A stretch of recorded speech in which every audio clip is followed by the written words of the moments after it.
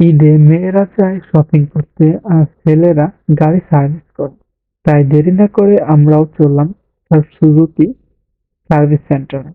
আমার বাসা থেকে সুজুকি শোরুম 15 কিলোমিটার। রাস্তায় যেতে যেতে অনেক কিছুই দেখলাম, তার মধ্যে থেকে আপনাদের কিছু তুলে ধরলাম। আমার না আছে ড্রাইভিং লাইসেন্স, না আছে গাড়ির লাইসেন্স। তাই শোরুমে ঢুকতে গেলে বা শহরে ঢুকতে গেলে অবশ্যই আমাকে চিপা চাপা দিয়ে যেতে হবে। তাই আমিও ওরকম রাস্তা বেছে নিলাম, চিপা চাপা। তো যেতে যেতে দেখি ফরিদপুর নতুন বাস স্ট্যান্ডের আগেই হচ্ছে আপনার সুজুকি শোরুম। আর তার পাশেই নতুন করে তৈরি হচ্ছে রয়্যাল এনফিল্ড 350 সিসির শোরুম। দেখতে দেখতে চলে আসলাম শোরুমে। সার্ভিস সেন্টার ভাইয়াকে গাড়ির সমস্যার কথাগুলো বললাম। 50-এর উপরে টান উঠাইলে পিক আপ ফেরাই দিলে মানে একটা গাড়ি বাড়ি দেয়। যেটি হচ্ছে হলো এই গেটিতে আপনার গ্রিস লাগাইতে হবে।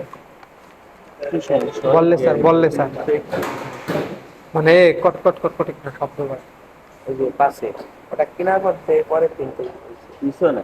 হ্যাঁ পিছনে পিছে তো একটু ভাঙ্গা রাস্তায় চলাই এটি এর থেকে ইজি আর স্মুথ। না। ইজির কথা বলি না, ইজির কথা বলি না, মানে চলাইলে পরে আপনার হাতের ভিতরে একটা অন্যরকম আপনি যখন চলাবেন ভাঙ্গা রাস্তায় চলাই। আর হচ্ছে 50-এর উপরে টান উঠাই আপনি এই যে পিক আপটা সাইডে দিলে একটা বাড়ি একটা পাবেন, মানে একটা বাড়ি দেয়। দেন সার্ভিস করতে বেশ কিছুক্ষণ সময় লাগবে। তাই ভাবলাম রমজান মাসে উপলক্ষে কি অফার আছে সেটা দেখার জন্য। আর শোরুমের ভিতরে ঢুকেই দেখি ধামাকা অফার, 7,000 টাকা ক্যাশব্যাক দিচ্ছে। কিছুক্ষণ এদিকে একটু ঘোরাঘুরির পর আমরা গাড়ির কাছে গেলাম। আর যেই দেখি আমাদের গাড়ি পুরো এমন অবস্থা হয়েছে যে অচেনার মতো, নাড়ি ভুড়িগুলো খুলে ফেলেছে। অনেক সময় অপেক্ষা করার পর সার্ভিস শেষ হলো। দেন আমরা ভাইদের সাথে কথা বলে বিদায় নিলাম এবং সার্ভিস শেষে আমরা বাসার দিকে রওনা হলাম।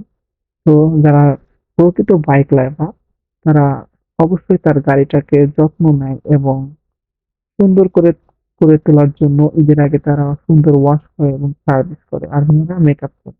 এটাই বাস্তব।